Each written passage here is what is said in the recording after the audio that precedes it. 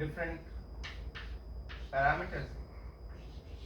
So one is that if you increase or decrease the temperature, if you decrease the temperature, this curve will go down and will elongate. Sorry, if you increase the temperature. And if you decrease it, it will go up and get shortened. The same thing will happen if you lower that temperature. So if you increase the strain rate, then also it will go up. Decrease the strain rate, it will go down. Okay. But decreasing strain rate will not have an effect after a point. You cannot be too slow. Well, if you can be too slow, but then you will not be there to realize this change. Okay, those are the time scales which we are talking. Yeah.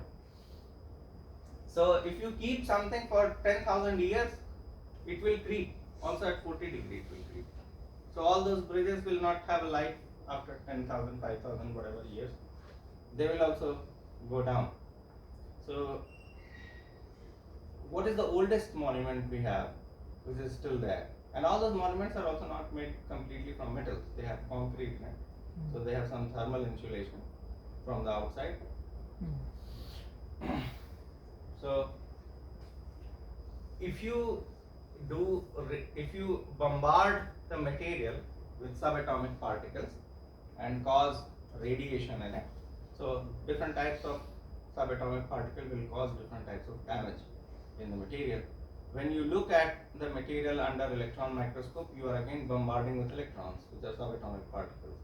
So those are not causing damage to the material. They are not changing the basic structure of the material because electron has very less mass and it will not interact with the nucleus.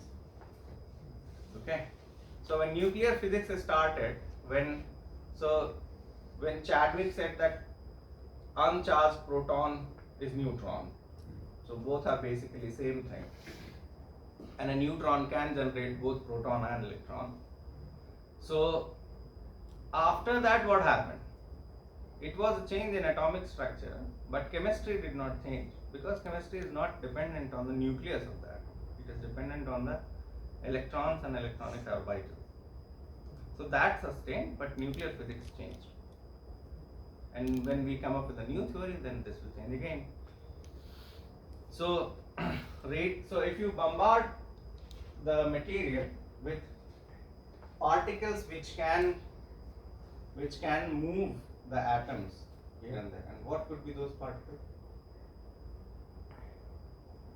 So electrons cannot do it. Okay? Protons also cannot do it. But neutrons can do it. Neutrinos, there is no point. Okay, but neutrons can do it.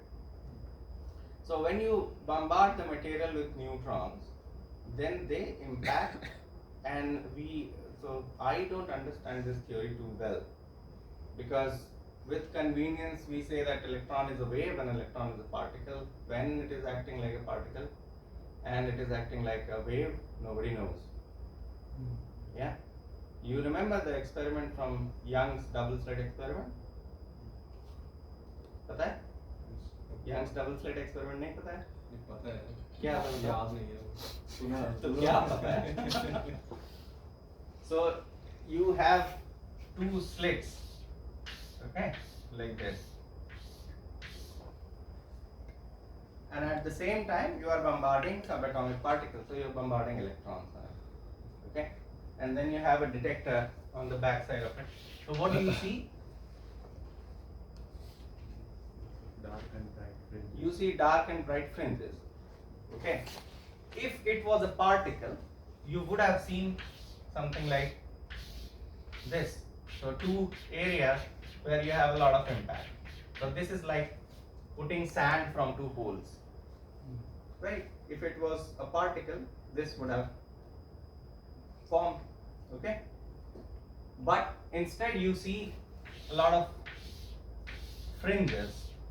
So some of them are bright and followed by dark. So bright, dark, bright, dark, bright, dark. Why do you see that? Because they act like wave and there is interference, and then you have constructive, destructive, so you have these kind of patterns which you see. Okay? So Young's double slit experiment was very famous to prove that it acts as a wave, and Einstein was very happy about it because he did not believe that it's a particle. but in some cases that's like a particle.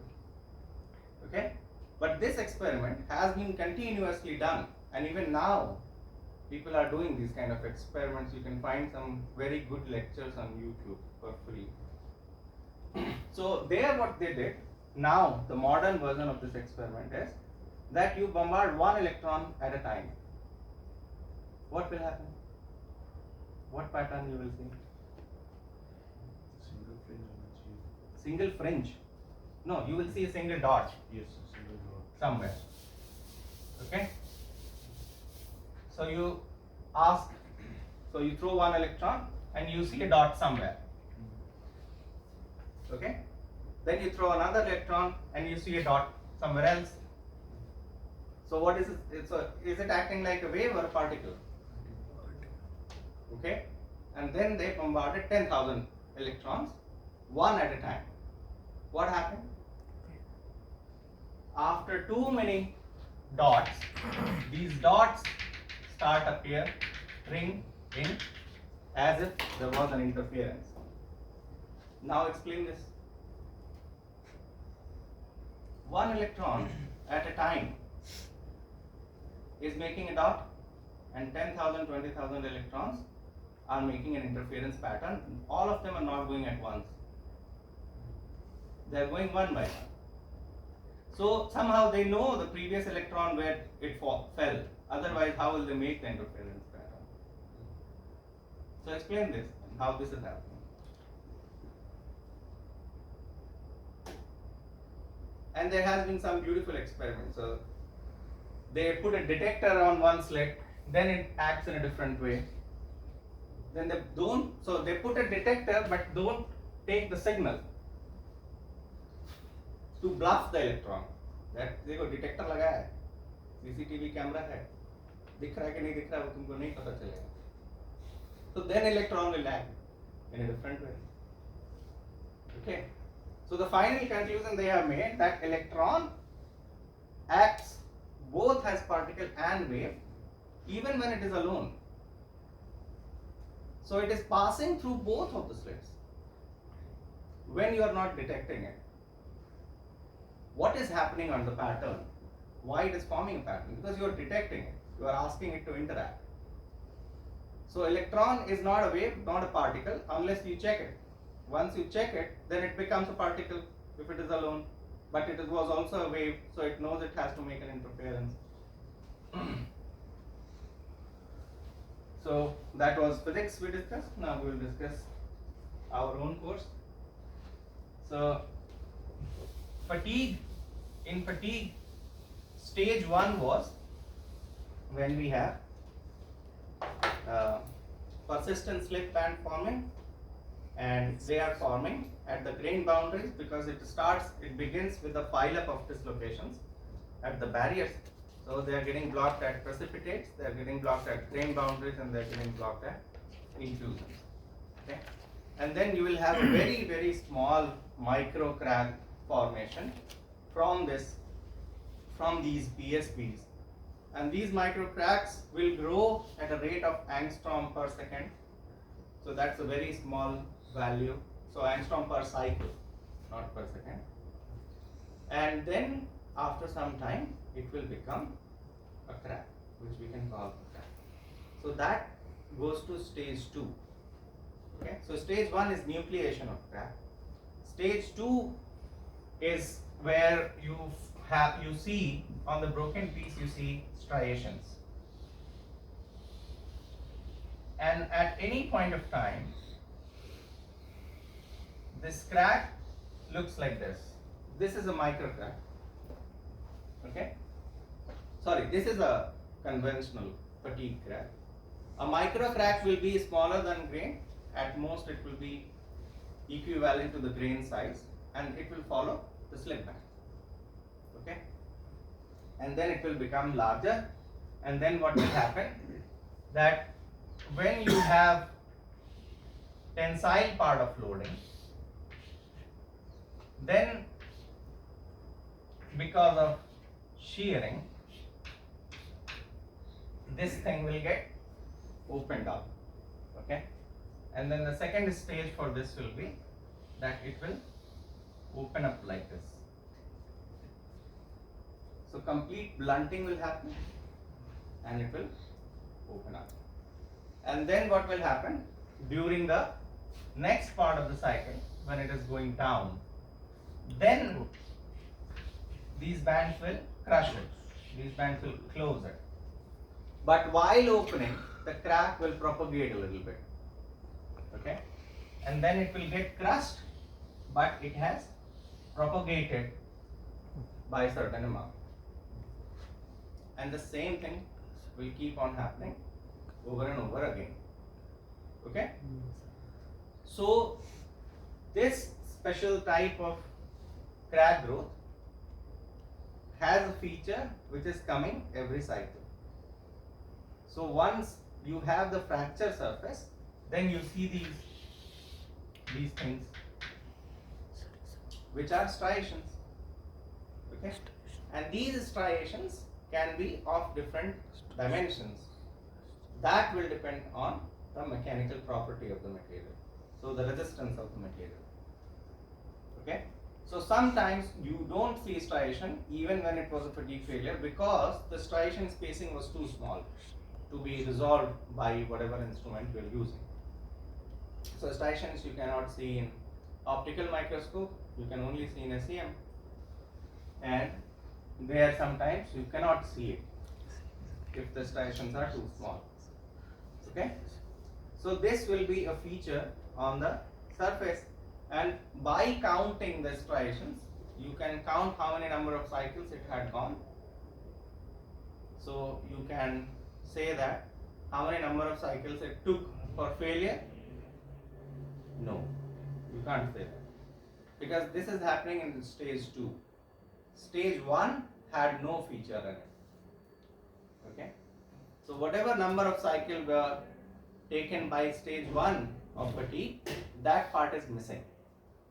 So this will always be the number of cycles which you count from stage 2 will always be lesser than the number of cycles it took to fail, okay?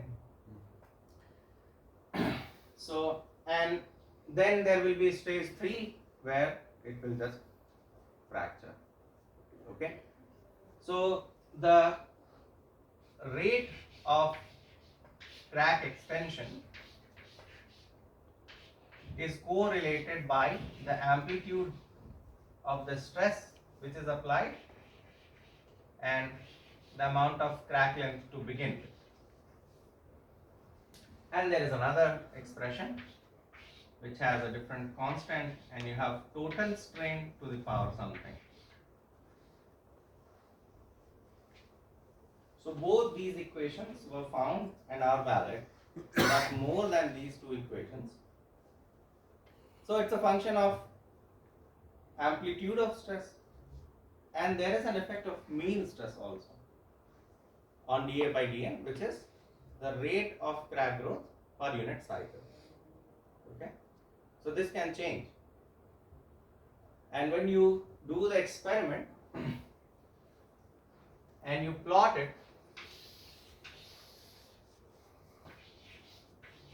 you plot dA by dN versus a better parameter which will be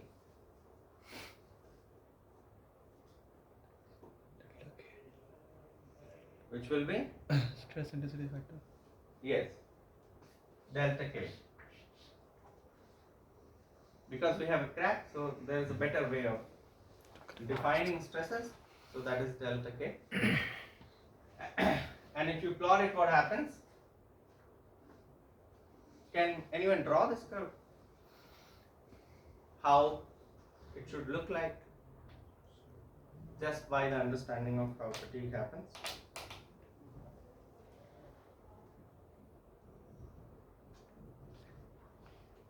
Anyone wants to try? No? Good. इतना भी पढ़ लो, confidence तो लाना पड़ेगा ना किसी दिन. So this also looks like this. We have seen a similar curve in Crete. We will see a similar curve if we read environmental assisted cracking, or So there are many similarities. So the idea of fractal dimension is very interesting for me. Maybe because I don't understand it well. Because there are many similar things. Or there is another argument by, I don't know which field they belong to, the researcher, but they say that human mind is trained to find patterns. So it's the best machine learning intelligence. So any intelligent thing always tries to look for a pattern so that they can learn it, understand it, and survive it. That's how human species has survived, other species have survived. So this is why we always try to find some patterns. है ना कि पिछले 100 साल पहले भी ऐसा एक बार हुआ था, ऐसा एक बार हुआ था, ऐसा कैसे हो सकता है कि ये फ्लाइट इधर क्रैश हो गया जिसमें सो एंड सो फेमस आदमी था. So we always start believing in conspiracy theory, but you will see a lot of equations in physics are also similar, right? So all the equations in different force fields are similar. Gravitational field, magnetic field, electronic field, electromagnetic field. Those equations are very similar. So here also you will see similar stuff because material is somehow resisting its own death in a predictable way. Okay. So to a certain value of delta k, there will be no crack propagation. Okay. So that is called threshold. So you have to cross that, and beyond that only you will start seeing some value of dA by dN, and then it will increase, and then there will be a region where it will just be a line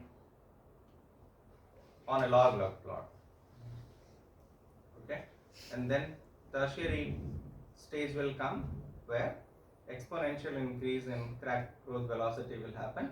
So in creep that was happening because cavities were forming and damage was happening. In this case also you will have damage happening and it will fail. Okay. So in stage 1 you can also have an equation, but which region is of importance for us? Always stage 2. Always. Okay. So in stage 2, an equation was proposed which is called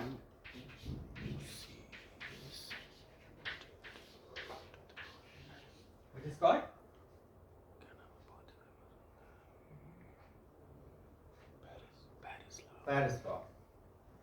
E.C. Paris, who passed away recently. So this equation is later on also modified, and in this equation we have some care to be taken which came after a while of the invention of this equation, is that when delta k, so when you have stresses which are in compression, so delta k is k max minus k min. Okay. And k can be defined as some geometry factor into sigma max root over pi a, and then here you will have sigma min pi a, right? So this will simply be alpha root pi a into delta sigma, right? But if sigma min is less than 0, then there is no definition of stress intensity factor, and therefore this must be replaced by 0 if sigma max goes in compression. If it is not going in compression, then you shouldn't do it. Okay? Fine. So using this, so you can plug this in that equation. So then we will have dA by dN equals some coefficient into alpha delta sigma root over pi a to the power p. Right? And from this you have to calculate the number of cycles. Do it. Total number of cycles the sample will take for failure.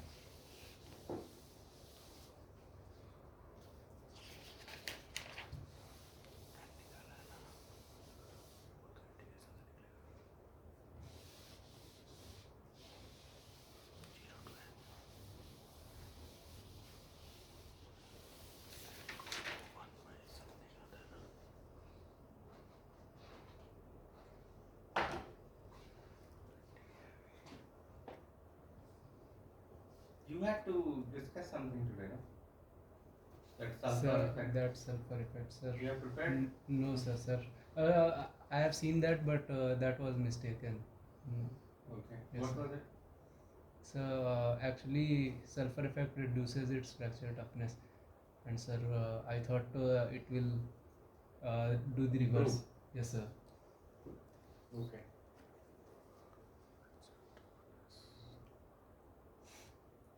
So all of you are trying, so one can come on board and try.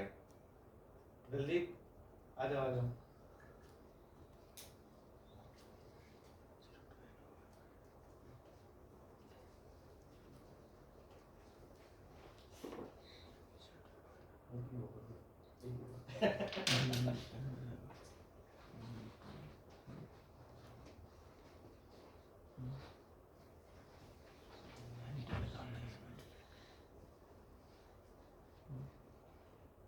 So you just have to integrate it.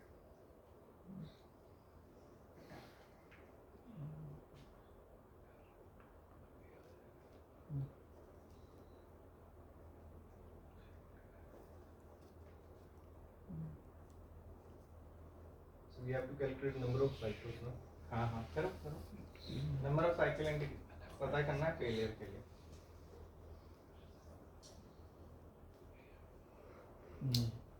NF निकालना है.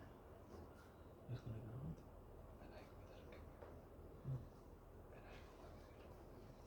हाँ तो वो NF है. 1 something आता था.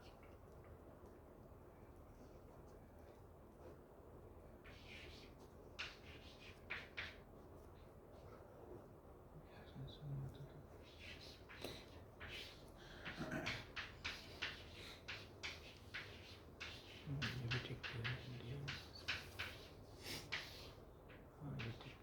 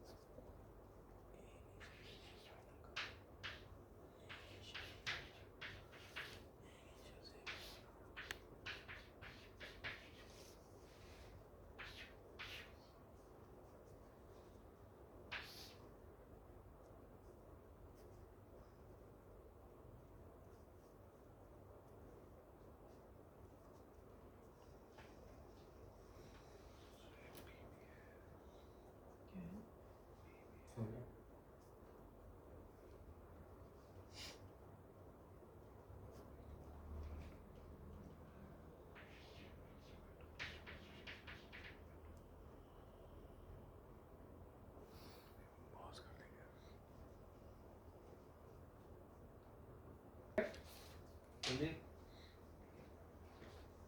So yes, as per my knowledge. Rudra, In all conditions, Same correct है? same result आ रहा है. In all conditions is correct.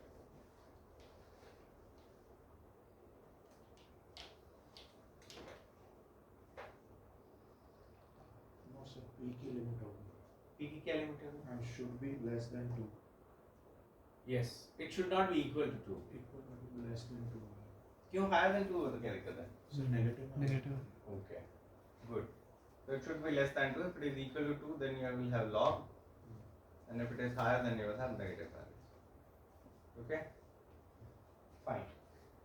So, how will you find A initial? You can find out because you know it. And A final will be? What will be the final value of A? Width. No, मतलब width W minus. Total पूरा.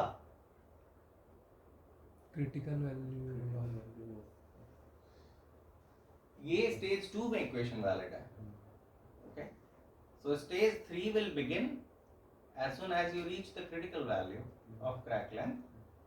Once you reach that, then there is no number of cycles taken, very less, maybe half cycle, when it will break. So what is that crack length?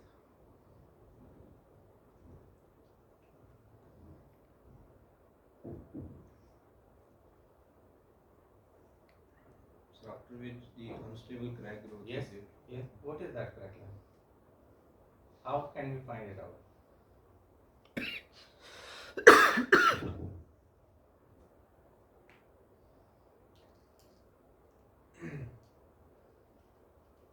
From monotonic plane strain factor toughness. K1. Okay. So that will be alpha sigma Root pi C. C.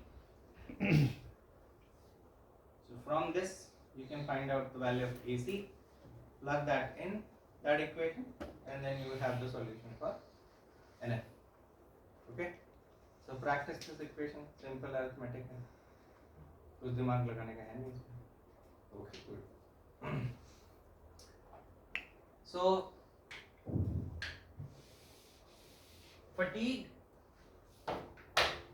resistance of material can depend on a few parameters. Some of the parameters we have discussed, like residual strength and the surface finish.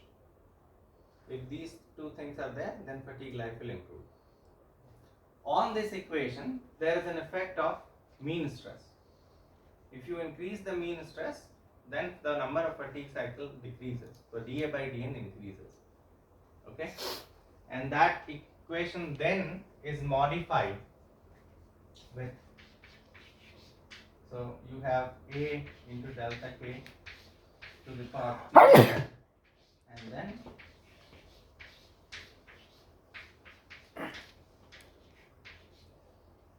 you put, so KT is the monotonic stress intensity factor for sigma max, and then R you know is sigma minimum by sigma maximum.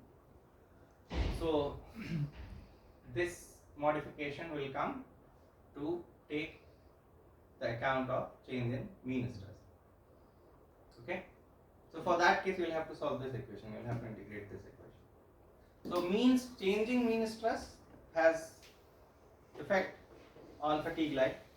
Changing the amplitude of stress, keeping the mean stress constant, also has an impact on fatigue life. And those we have seen in the form of Goodman's diagram. Very briefly, you should read about Goodman's diagram. How to make it. That I have said already, right? Okay. Apart from that, there is one more thing which affects also the tensile behavior of the material and also the fatigue life of the material, which is notch effect. So if you have a notch in your sample or in your component, and it is not very difficult to have a notch, it is very easy to have a notch. It is difficult to not have a notch. Okay? क्योंकि आपके component के बगल से कोई अपना car का चाबी ले जाएगा और स्क्रैच करते हो जाएगा, तो उसने बना दिया एक notch. Okay? So notch will do what? First notch will create a stress intensity factor, or you can also call it stress concentration factor if you believe on English. Okay.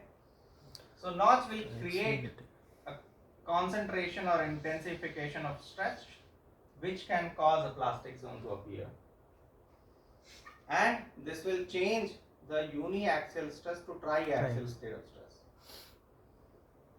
Okay, and then of course it will introduce a lot of complications because of the geometry of the notch itself. So this notch can be through thickness, it can be a scoop of ice cream kind of notch. Okay, and this notch can have different root radii. So here the root radius is larger. In this case, the root radius is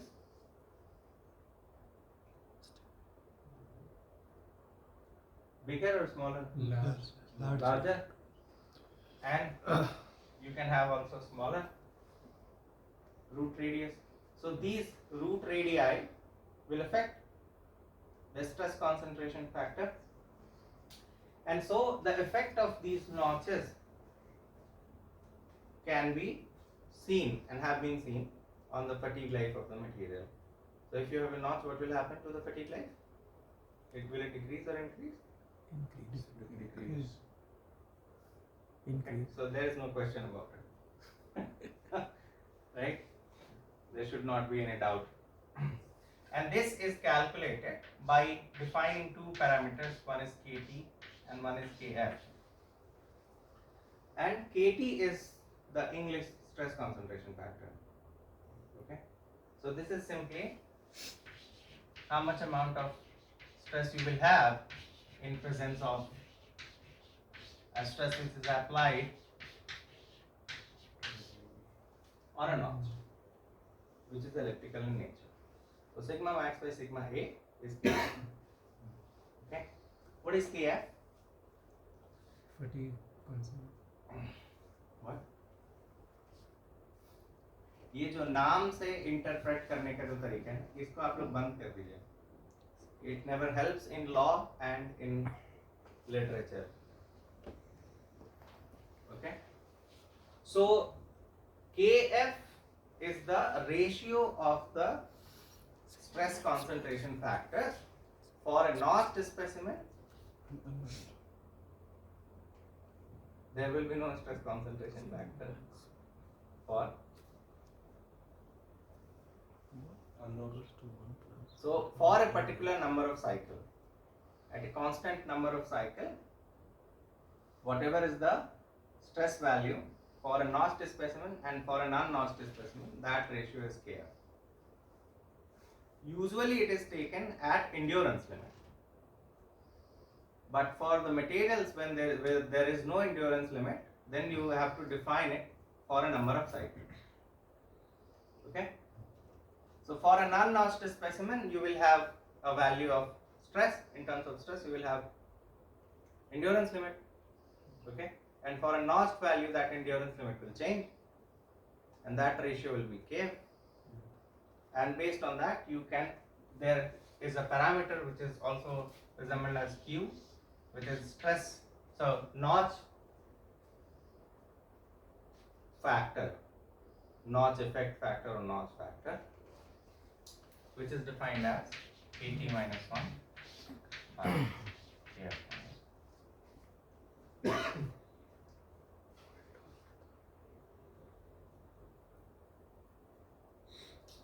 Now I am not sure about So that. reverse Kf होता है. minus 1 Kf upon minus Kt 1 minus 1. Kf minus 1 by yeah. I don't remember this now.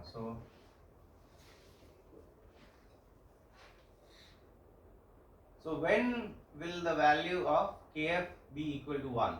When there is no notch, or when there is no effect of notch, right? So in that case, Kf will be 1. So then this value will be 0. And in what case it will be maximum? Kt is equal to 1. When Kt is equal to 1, then it will be infinite. So that also is unnotched situation. So I'm now not so sure about this formula. So I will discuss about this formula in the next class. So KT will be 1 when sigma applied is equal to sigma max, right? And when will that happen? When there is no notch, right? So when there is no notch, it cannot go to infinity, also 0 also. So this equation is not working. So let me check it and then we'll discuss it again. So apart from notch effect, what is there anything else which can affect the fatigue life of material? So let us summarize what we have studied. There are basically two types of features in persistent slip bands or slip band formation which you see on microstructure.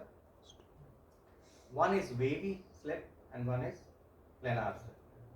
Okay, planar slip will happen in those materials where cross slip is difficult, and wavy slip will happen in those materials where cross slip is easy, because dislocations will go to another plane and it will look like a wave, and it will remain on a plane if the cross slip is not easy, so that will look like planar slip. Okay, and based on these two things you can have cyclic hardening or softening in the material. Some materials can show softening first and hardening later.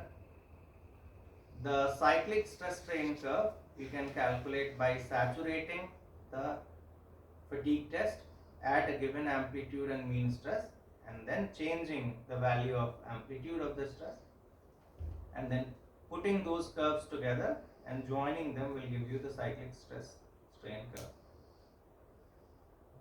Apart from that, what else did we study?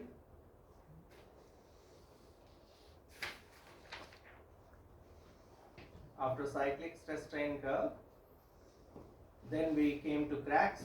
So in crack propagation there is stage 1, stage 2, stage 3. In stage 1 you have nucleation of crack, which is in the range of angstrom per cycle, and the cracks are very small. In stage 2 you have conventional bigger crack, which grows by blunting of the tip and then crushing of the tip in subsequent part of the cycles. In each cycle this phenomena takes place, and that's why you have this striation feature on the sample. And stage 2 can be defined by Paris law. That Paris law can have an effect of mean stress,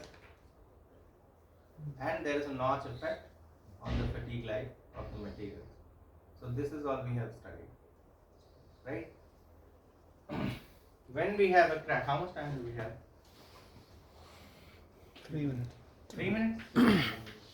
So when we have a crack and you are supplying this kind of stress cycle, so you will have a plastic zone which will correspond to sigma max, and when it goes down the plastic zone size will change, and we are calling it active plastic zone, because once plastically deformed it cannot decrease in size, right? So if this part of the plastic zone has formed during the first half cycle, then even when the stress goes down, the plastic zone cannot be undone. It is deformed already. So we will have an active plastic zone which will be smaller, and when the stress condition reverses, you will have a reversed plastic zone. Okay, and this reversed plastic zone will be nullifying the effect of the plastic zone which is forming in the first phase of the cycle. Okay, to some extent, what is happening? Dislocations are moving and coming back, moving, coming back. Some of them are not coming back. Those people are creating problems. Indisciplined dislocation. Okay, so in real life problems, when you land from aircraft, you see a lot of vibration on the wings and you have a lot of fatigue. Okay, especially in the wings, right? So that fatigue which is happening in the material is not following this cycle. Okay, that is following this cycle. इधर कोई बड़ा सा पत्थर आ गया है ना, वो सामने वो स्टेयरकेस लेके जा रहा था, ब्रेक मार दिया, फिर चलाया. Okay, so if you hit this situation where sigma max is too high, you will make a plastic zone which is much bigger, right? And after that you continue for n number of cycles. It should have broken here, but because of this it will not break here, it will break there. ये क्या हो गया? ये तो यूं हो गया कि डैमेज करने से फायदा हो गया, है ना? Because as long as you don't cross the plastic zone which is made by the highest cycle, the crack cannot propagate, because that is acting now as a residual stress for the opposite cycle, and as long as that plastic zone is there, the crack will have a lower tendency to propagate. So either you will have to increase sigma max, or if you continue to do that, it will take a lot of time first to cross that plastic zone and then propagate. And the same phenomena happens when we do fracture testing, because every fracture test we need a pre-crack, right? And we do a pre-cracking at room temperature. If you have to test your material at lower temperature, then what will happen? At room temperature, your yield strength is smaller, and obviously you have made some plastic zone, right? That plastic zone for room temperature testing might be very smaller than the amount of stress which you are trying to apply in the test. But at lower temperature, that plastic zone will act as a compressive stress field which is already deformed, and it will improve the toughness of the material. That's an artifact which is coming because you have just pre-cracked at higher temperature. That is called warm pre-stressing. That's it. We'll इसकी कुछ limit तो होगी.